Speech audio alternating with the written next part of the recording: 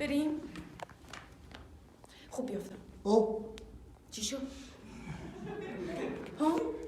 هیچی. بریم؟ برو. 3 2 1. آقای صمدی، من یه لحظه یه صحبتی داشتم. به عنوان کارگردان این اثر بله امشب آخرین شب حس و حالتون رو بدونم. خیلی ناراحتم. من در این 15-16 شب واقعا با لحظه های نمایش زندگی کردم و خودم هر شب مثل یک مخاطبی که اولین بار این نمایش رو میبینه اون تهمیه نشستم و نمایش رو نگاه میکردم و واقعا خیلی دلتنگ این نمایش خواهم بود و امیدوارم که دوباره بازم شرایط فراهم بشه که بتونم با این گروه خوب، نجیب و درجه 1 بتونم یه کاری دیگه‌ای در واقع به روی صحنه ببرم. خیلی ممنون از شما آقای صمدی و در کنارمون آقای مسعود علینیا رو داریم. آقای علینیا سلام، شما عکاس این کار بودید آقا؟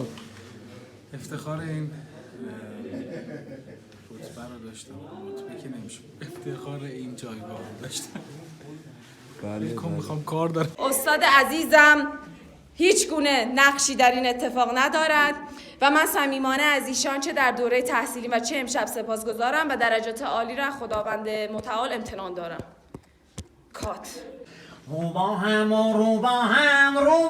نازی کارم تموم میشه با حق بازی.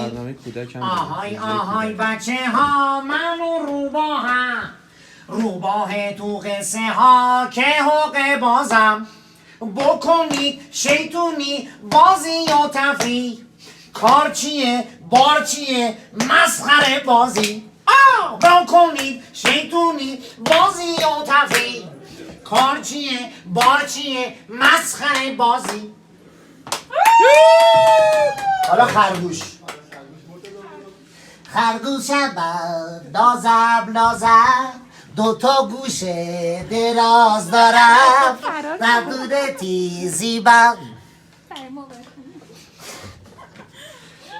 بچه های دور زمانه بعد براشون بتمن و اینا بخونی تا باستن. میبینی؟ بتمن مگه خوندن؟ آره. بریم برای آخرین اجرا. ورود تماشاگرها. سلام. مامان بیاد. البته اگه هیچ چیزی معلوم باشه. آره.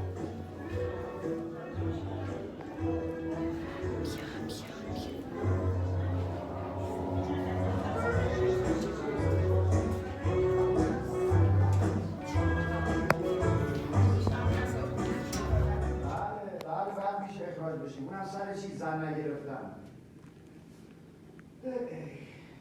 میگم دکتر بیا یه چارت درست کنی با اکسل. تمام.